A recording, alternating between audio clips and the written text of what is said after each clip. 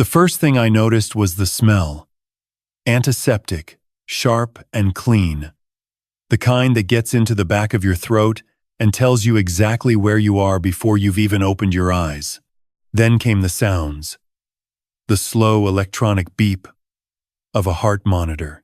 The soft pneumatic hiss of something pumping air. A trolley wheel squeaking down a corridor far away. And underneath all of it, a voice I had loved for 42 years, leaning close to my ear and saying something I was never meant to hear. "He's not going to wake up, Royce." The doctor said it himself. "We just have to wait." My name is Wilbur Coltrane. I'm 67 years old. I was born in Whangamatā, and I built a life in Tauranga, where I ran a small marine engineering firm for 31 years before I sold most of my shares and stepped back to what my wife liked to call semi-retirement. I have a son who lives in Brisbane and a daughter who teaches primary school in Hamilton. And on the morning I'm telling you about, I had been in a hospital bed at Tauranga Hospital for 9 days after collapsing on the back deck of our home in Papamoa. The doctors told my wife it was a stroke. A serious one. They told her there was significant uncertainty about recovery. They told her I might wake within days, or weeks, or perhaps not at all. What they didn't tell her, because they didn't know, was that on the morning of the 9th day, somewhere in the small hours when the corridor had gone quiet, I had come back. Not all the way. My eyelids felt as if someone had stitched lead weights to them. My fingers wouldn't move when I told them to. My tongue sat in my mouth like a slab of cold meat. But my hearing had returned, sharp as a young man's, and my mind was working again, slowly, carefully, like an engine starting up after a hard winter, but working. And the first thing my mind did was listen. "You're sure he can't hear us?" That was Royce, my wife's younger brother, 58 years old, a builder out of Mount Maunganui who had borrowed money off me 3 times in 20 years and only paid back once. I'd know his voice anywhere. There was a bullying smoothness to it. The voice of a man who has talked his way out of more than one mess.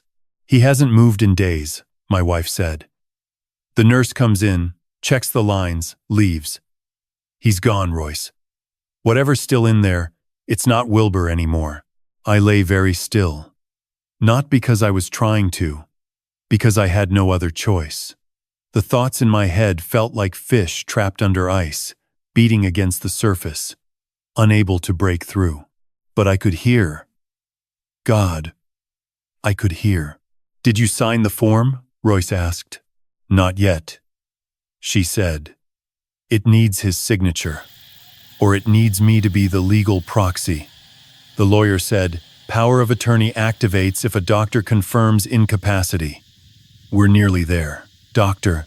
Aitken signs it tomorrow." The lawyer. The form. Power of attorney. I felt something cold open up inside my chest, something that had nothing to do with the stroke. "What about the boy?" Royce said. "Daniel won't be a problem. He hasn't rung in 11 days. Brisbane might as well be the moon. He'll find out when there's nothing left to fight over." "And the girl?" There was a pause. "My wife, Gwendolyn, the mother of my children, the woman I'd built a house for, brick by brick, on a 1/4 acre. I'd saved 7 years to buy," let out a slow breath. "Imogen's the worry," she said. "She rings every second day. She's coming up Friday. She'll start asking questions if I'm not careful. Then make sure you're careful." The trolley squeaked again, closer this time. Footsteps in the corridor. I heard my wife shift in her chair, and her voice changed completely. The hard, working tone disappeared. In its place came something soft and trembling, the voice of a woman holding a vigil. "Oh, doctor. Has there been any change at all?" A new voice. Younger. Tired. "His vitals are stable, Mrs. Coltrane. That's about all I can tell you this morning. We're going to need a few more days before we know anything more concrete." "I just keep talking to him," she said, and her voice cracked beautifully, on cue, like a violin string. I read out loud. I tell him about the garden. I just want him to know I'm here. That's lovely, the doctor said. Keep doing that. Sometimes they hear more than we realize. If I'd had any control over my face, I would have laughed. Or cried. I'm still not sure which. The doctor's footsteps retreated. There was a moment of held breath, and then I heard my wife exhale, long and tired, the way she did when she came in from a difficult dinner with people she didn't like. God, that man's a fool, she said. All of them are. Royce answered. They left after that. Out for coffee, I think. The door clicked shut, and I was alone with the beep of the monitor and the hiss of the air, and the slow, steady understanding that the woman I had married in a small church in Te Awamutu in 1983 had been planning, in detail, for me not to come home. I tried to move my hand. Nothing. I tried to open my eyes. Nothing. I tried to remember everything she had said, word for word, every name, every date, every figure that I could do. The mind, when nothing else works, becomes a recorder. I lay there in the dark behind my eyelids, and I let it run. Over the next 3 days, I learned more about my own life than I had in the previous 3 decades. I learned that my wife and her brother had been working on this for at least 11 months.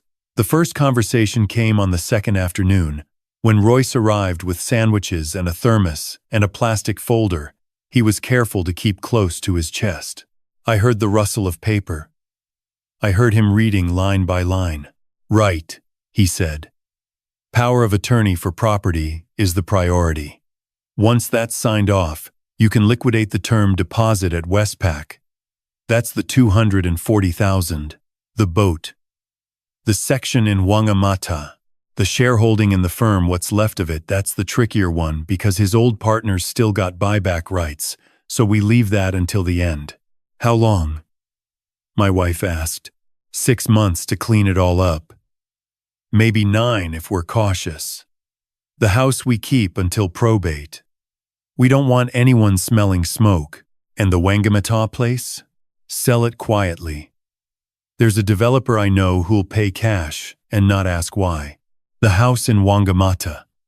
We'd bought that back in 2004. A 2-bedroom weatherboard with a tin roof and a deck that looked over the inlet. I'd swung the hammer on every joist of that deck myself. Daniel had brought his first girlfriend up there. Imogen had learned to fish off the jetty when she was 7 years old.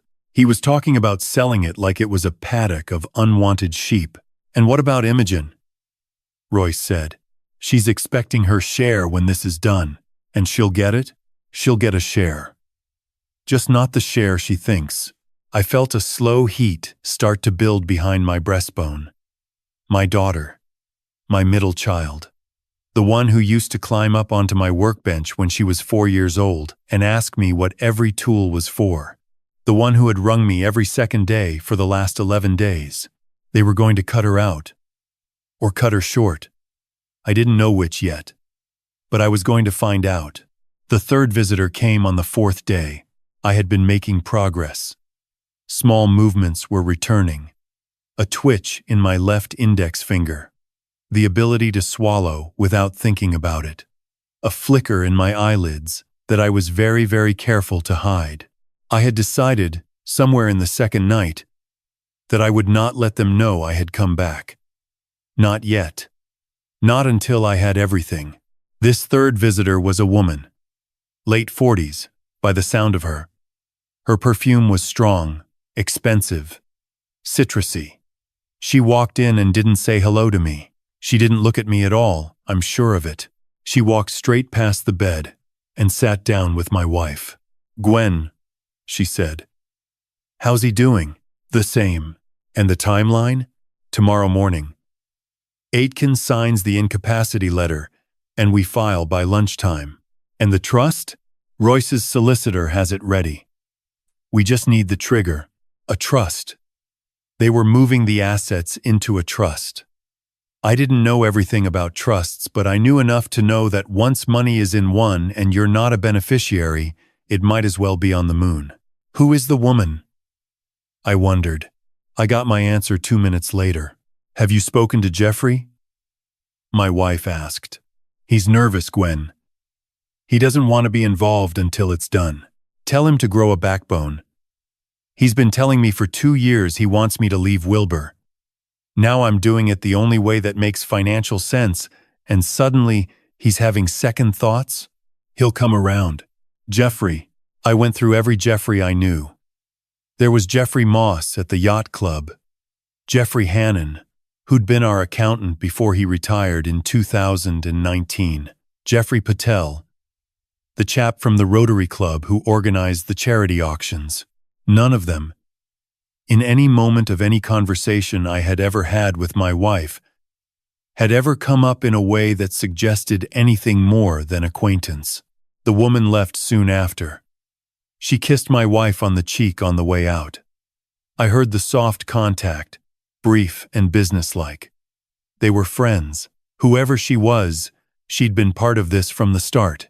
That night, when the corridor went quiet and the nurse on duty had finished her rounds, I made a decision. I had 3 things I had to do, and I had to do them in the right order. First, I had to find a way to communicate with someone outside the conspiracy. Second, I had to delay the signing of that incapacity letter. And third, I had to bring my daughter into it, without my wife ever finding out. I had until Friday. 3 days. The next morning, the nurse who came in was new. I'd been listening to her voice for 2 days, and I'd built a picture of her in my mind. Maori woman, middle 30s, calm voice, gentle hands. Her name was Hera. She talked to me. Properly talked. The way the doctor had said you should. She told me about her son's rugby game. She told me the weather had turned, that there was rain coming in off the harbor. She asked me, every time, if I could hear her, even though she didn't expect an answer. That morning, when she lifted my left hand to check the pulse, I squeezed her fingers. It was barely anything, the smallest tightening of muscle, but she felt it. I know she did, because she stopped breathing for a full second. Mr. Coltrane, she said very softly. Wilbur, can you hear me? I squeezed again. Once, weakly, but unmistakably. Oh my goodness, she whispered. Hold on. Hold on, love. I'll get the doctor. No, I tried to say. No, don't. It came out as nothing. A breath. But she leaned closer, and I could tell she was watching my face very carefully. Squeeze once for yes, twice for no, she said. Are you there, Wilbur? 1 squeeze. Are you in pain? 2 squeezes. Should I get the doctor? I held her hand still for 3 long seconds. Then I squeezed twice. Hard.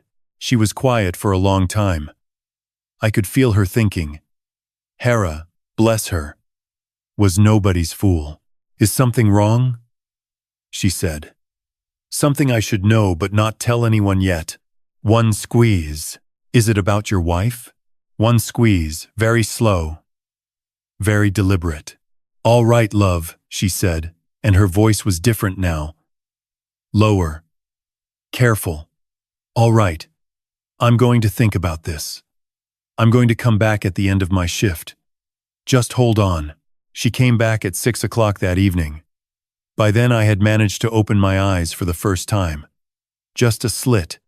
Just enough to see the cracked white ceiling tile above the bed. I closed them again as soon as I heard footsteps in the corridor that weren't hers. But when she came in, alone, and locked the door behind her, I let her see me. She didn't gasp, didn't cry out.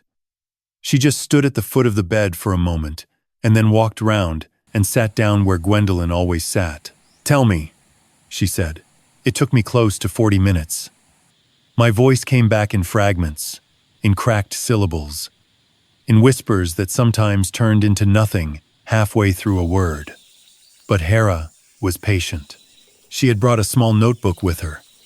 She wrote down every name, Royce, Geoffrey, Aitken, the Westpac term deposit, the Bach in Whangamatā, the trust, the incapacity letter scheduled for tomorrow morning. When I was done, she sat back and looked at me for a long time. "Wilbur," she said, "I'm not a lawyer. I'm a registered nurse. I have to be careful about what I do here. But I have a cousin who works at the public trust office in Tauranga, and I have a friend who is a lawyer, and I have your daughter's number because it's listed as next of kin contact in your file. What do you want me to do?" "Imogen," I whispered. "Ring her. Tell her come tonight. Quietly. Don't tell her mother. And the doctor? Tomorrow's letter." "Stop it." She nodded slowly. "I can't stop a doctor signing a letter, but I can put a note in the file requesting a second opinion from the consultant on the grounds that the patient has shown responsiveness to verbal stimuli during nursing observations. That delays the incapacity finding by at least 72 hours. Will that buy you enough time?" "Yes," I said. And then, because I wanted her to know what she was doing for me, I said, "Hera, thank you." She squeezed my hand. "You hold on, Mr. Coltrane. You hold on tight." Imogen arrived at 9 that night. Hera had timed it carefully. My wife had gone home at 7. Royce had not been seen since the previous afternoon.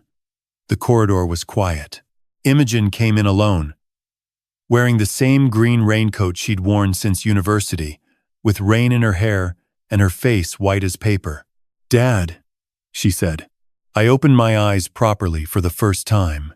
I looked at my daughter, my Imogen, 36 years old, a primary school teacher who had once written me a Father's Day card with a drawing of a tugboat on the front because she knew I loved boats. And I told her everything. It took 2 hours. She wrote it all down on her phone. She asked good questions. She asked the right questions. When I told her about Geoffrey, she went still, in a way I will never forget. "Geoffrey Wexler," she said quietly. "You know him? He's the chair of Mum's Bridge Club. He was at Christmas lunch 2 years running. He sat next to her, Dad. He sat next to her, and he passed her the gravy, and he asked you about the boat." I closed my eyes for a long moment. "Right," she said. "Right. Okay. Tomorrow morning, before that doctor signs anything, I'm going to be in the consultant's office with a lawyer and a copy of every word you just told me. And I'm going to ring Daniel tonight. He'll be on a plane by morning." "Imogen." "What, Dad?" "Be careful of your mother." She looked at me for a long time. Her eyes filled, but she didn't let the tears fall. Imogen was always the strong one. Daniel had my temper, but Imogen had her grandmother's spine. "I will be," she said. She left at 11. She kissed me on the forehead. Her tears finally fell on my cheek, and they were the first real warmth I had felt in 9 days. The next morning, everything happened very quickly. Dr. Aitken came in at 9:30, with my wife and Royce trailing behind him and a clipboard in his hand. I lay perfectly still, eyes closed, breathing slow. The actor of my life, putting on the performance that mattered most. "Mrs. Coltrane," he began. "I just want to confirm a few things before we proceed with the—" There was a knock on the door. A firm one. Sorry to interrupt. A new voice. Older, calm, professional. "Dr. Aitken? My name is Margaret Pelham. I'm a solicitor representing the Coltrane family. Could I have a word with you, the consultant on duty, and any family members present?" In the meeting room down the hall, I heard my wife's intake of breath. Sharp. Quick. "What's this about?" she said. "It's a procedural matter regarding power of attorney and the patient's legal status. Mr. Coltrane's daughter and son have raised concerns. I'd like to discuss them in an appropriate setting before any documents are signed. His son is in Australia. His son is in the corridor. Mrs. Coltrane." There was a silence so deep I could hear the second hand of the wall clock ticking. Daniel's here, my wife said. Her voice had lost something. Something important. Something she had relied on for a very long time. He landed at 6 this morning. I couldn't see her face. I didn't need to. I had been married to her for 42 years. I knew exactly what it looked like in that moment. They left. I heard them go. The door clicked shut, and for the first time in 9 days I let myself smile. A small one. Crooked. Half my face still wasn't really cooperating, but it was a smile. What happened next took 6 months to play out. I'm going to give it to you in summary, because the detail of legal proceedings is dull, even when the people involved are not. The incapacity letter was never signed. The consultant, when properly briefed, ordered a full neurological reassessment. And within a week, I was sitting up, talking, eating soft food, and answering questions in front of a witness from the Public Trust Office. By the end of that week, my recovery had been formally documented, and my legal capacity had been confirmed in writing. Margaret Pelham, the solicitor my children had found through Hera's friend, turned out to be one of the most thorough women I have ever met. Within a fortnight, she had obtained copies of every document Royce's solicitor had been preparing. The trust documents, the draft sale agreement for Whangamatā, the instructions to liquidate the Westpac term deposit. All of them sitting in a folder, ready to be activated the moment the incapacity letter was signed. We took every one of those documents to the police. Conspiracy to defraud, attempting to procure execution of a document by deception, and a few other things the lawyers had names for that I won't pretend to remember. Royce was arrested first. He talked within 48 hours. He gave them everything in exchange for a reduced charge, including the recordings he had kept on his own phone of his conversations with my wife, which he had kept, he said, as insurance. Geoffrey Wexler, 54 years old, divorced twice, semi-retired property developer, was named in the police interview as a co-conspirator. He had been my wife's lover for 2.5 years. He had also, it turned out, lent her $30,000 18 months earlier, money she had told me was a small inheritance from a great-aunt who, when I bothered to check, had died 15 years before I ever heard of her existence. My wife was charged. My wife pleaded guilty. My wife is currently serving a sentence of 2 years and 9 months at the women's facility in Auckland. I have not seen her since the day the police came to the house. I do not intend to. Daniel went back to Brisbane after 3 weeks. He rings me twice a week now, sometimes more. He has booked his children in to come over for the school holidays. The youngest one has never seen the sea. Imogen moved up from Hamilton for 2 months to help me get the house in order. She is engaged now to a good man, a primary school deputy principal who fixes his own car and laughs at his own jokes. They will be married in March. Hera, my nurse, accepted a small thank you, which is all she would let me give her. She comes round for lunch sometimes. Her son made the regional rugby team last winter. The Bach in Whangamatā is still standing. I went up there alone in February. I sat on the deck I had built, and I watched the tide come in across the inlet. And for the first time, in a very long time, I cried, properly, the way men of my generation are not really meant to. I am going to give you, before I finish, 3 things I have learned, not because I am wise, but because I am old now, and because I almost lost everything, and because the lessons cost me dearly enough that perhaps you can have them for free. The first is this: never sign a document you have not read. Never appoint a power of attorney without a clause that requires a second, independent medical opinion. Never assume that the person who shares your bed is the person who should be standing between you and your money when you cannot stand up for yourself. Hope is not a plan. Trust is not a contract. Love, real love, will survive being asked to put things in writing. The The second is this: keep one corner of your life private, not secret, private. A small account no one else has the password to. A solicitor of your own, not one shared with your spouse. A folder in a drawer with copies of the things that matter. I do not say this because everyone is a thief. I say this because in a long life you will meet a few, and some of them will know your favorite biscuit and the names of your grandchildren. Privacy is not the opposite of love. Privacy is what makes love a choice. Every day, instead of a captivity. And the third is this: if you can still hear, you are still here. There were 9 days when my eyes wouldn't open and my hands wouldn't move, and the woman I had married was telling her brother that I was already gone. But I was not gone. I was listening. And I came back. People will write you off. People will speak in front of you as if you cannot hear them. People will assume that because you are quiet, you are absent. Let them. Listen carefully. Take notes in your head, and when the moment comes to open your eyes, open them wide. My name is Wilbur Coltrane. I was lying still in a hospital bed in Tauranga. My wife of 42 years leaned close and whispered that I would not wake up.